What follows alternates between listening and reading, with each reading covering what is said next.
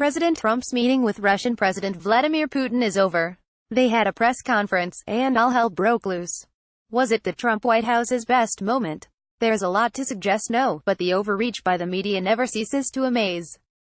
Trump is being accused of outright treason or failing to forcefully push back against Putin and the interference operation they allegedly engaged in during the 2016 election. We'll never know the full extent because A. Russia won't extradite the 12 Russian intelligence officers indicted by the Department of Justice last week, or the dozen or so Russians who ran a troll farm before that. B. Because they won't be tried in a court, the charges will never face scrutiny and the facts never fully fleshed out. It's all for show. Interference is different from hacking. Our election is not hacked. No vote totals were changed. Trump still won fair and square.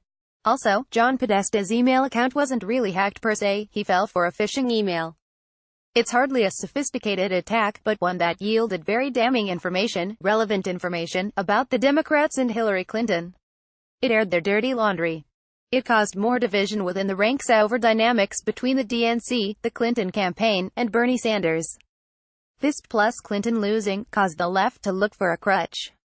Alas, Russiagate was born. It's been over a year and there is still zero evidence that the Kremlin colluded with the Trump team to win an election. Yet, where many seemed to have on the hill and in the media hyperventilating, is the president seemingly throwing the intelligence community under the bus. They called it the Treason Summit, or something along the lines of capitulation theater. As for the deterioration of U.S.-Russia relations, Trump blamed both sides. The echoes of Charlottesville can be heard, though this is an entirely different situation. Now, Trump said today that he accepts the FBI, CIA, and NSA highly confident assessment that the Russians meddled in our election, though it's been erroneously reported that the entire IC signed off on this. That's not true. Even former Obama Director of National Intelligence James Clapper had to remind Congress of this. Either way, the anti-Trump media went into full meltdown mode again, though not every liberal reporter is sold on this Russian collusion nonsense.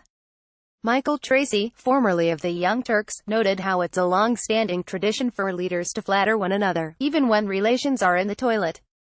And yeah, Obama did it too. CNN's John King, you should call this the Surrender Summit. There is a consensus view, and if you depart from it, you are ostracized.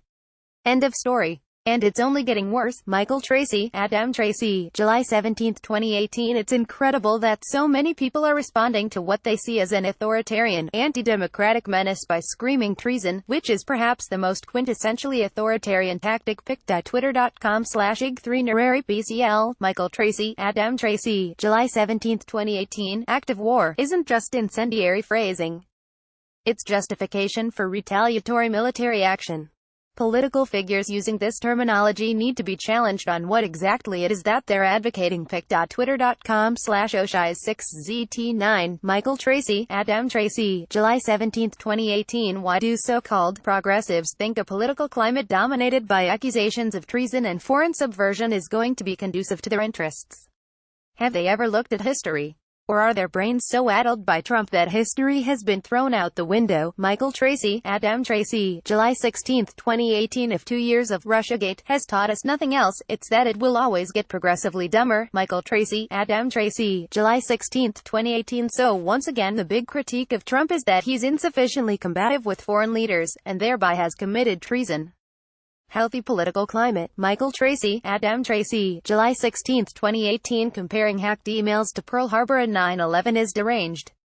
Epically, breathtakingly deranged. https://t.co/fuchsod9xcs. Michael Tracey, Adam Tracy, July 16, 2018. The Russia attacked this country rhetoric only makes sense if you equate John Podesta's Gmail account with this country.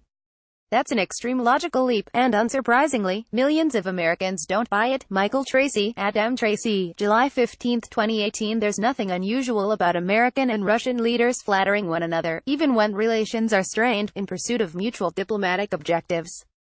You can chant, "This is not normal," all you want, but sorry, it's normal. pic.twitter.com/prixovq. Michael Tracey, Adam Tracy, July 16, 2018. Rep. Adam Schiff, DCA, the ranking member of the House Intelligence Committee, said, "This is essentially an open call for further Russian intervention."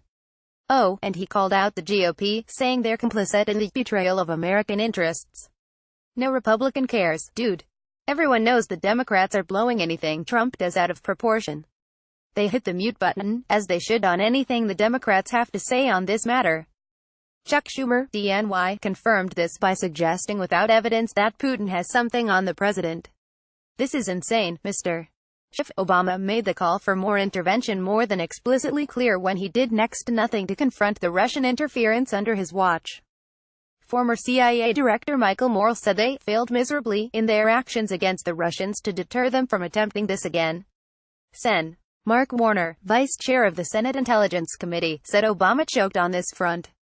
Many Democrats feel that the Obama White House could have done more. Even the Washington Post, who reported on how the former president responded to the Russian interference, makes it clear he dropped the ball. It was a huge fumble. Even CNN was asking if the Obama White House was asleep at the switch. So, if you want to hurl criticism, you have to include the former president.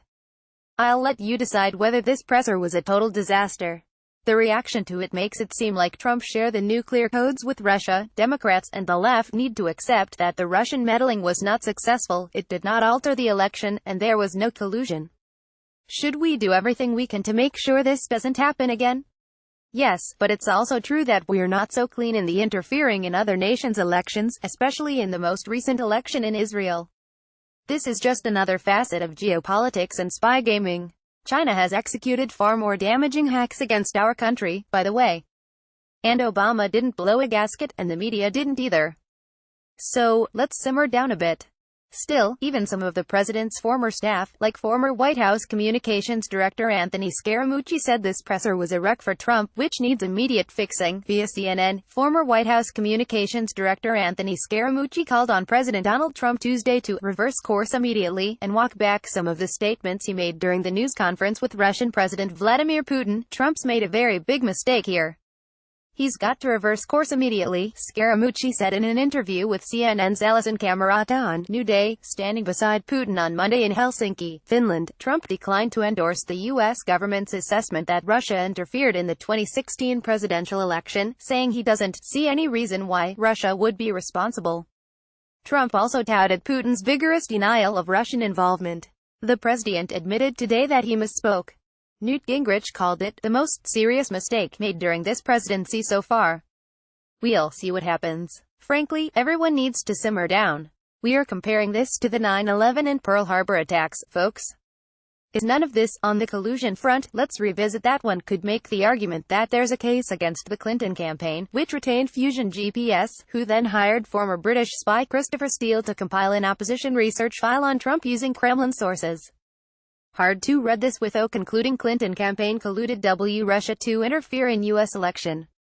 https://t.co/lh5vinyulsdpic.twitter.com/55acest. Ari Fleischer, @Ari Fleischer, October 25, 2017. Source A was a senior Russian foreign ministry figure. Source B was a former top-level intelligence officer still active in the Kremlin. Ari Fleischer, @Ari Fleischer, October 25, 2017. Kremlin gave info to Christopher Steele. His Oppo research was paid for by the Clinton campaign. If that's not collusion, what is? Ari Fleischer, @Ari Fleischer, October 25, 2017.